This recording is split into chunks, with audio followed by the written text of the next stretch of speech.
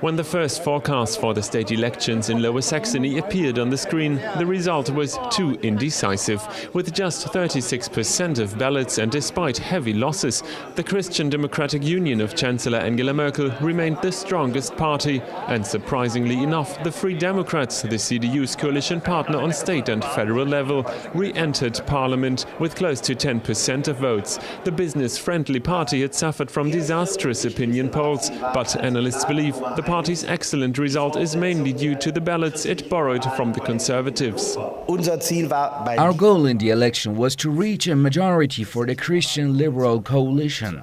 Now we are hopeful as the vote counting proceeds.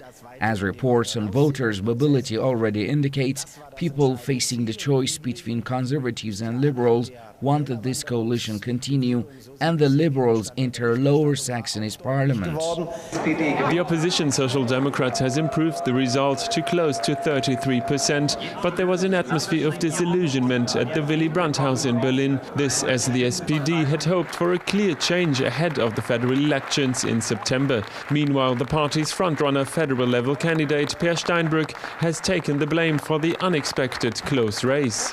It was surely not down to the SPD in Lower Saxony that the result so far is not more strongly in our favor. I realize that there was no tailwind from Berlin and that I carry a significant responsibility for this. The biggest winner of the state election is yet again the Greens. With 13.7% of the vote, the party has performed the best ever to give a Social Democratic Green coalition the narrowest majority in the newly elected parliament. The result makes me very happy. The Greens made significant gains and we won in a region that is very rural with lots of agriculture. This is a great perspective for the federal election. After 10 years of conservative rule, the federal state of Lower Saxony will be governed by Social Democrats again. The election is widely seen as a hallmark as the SPD is now hoping to oust Chancellor Merkel in the national elections. The result already means that the opposition now has a majority in Bundesrat, the upper house of parliament. It took well into the night in the extremely tight elections until a result could be announced.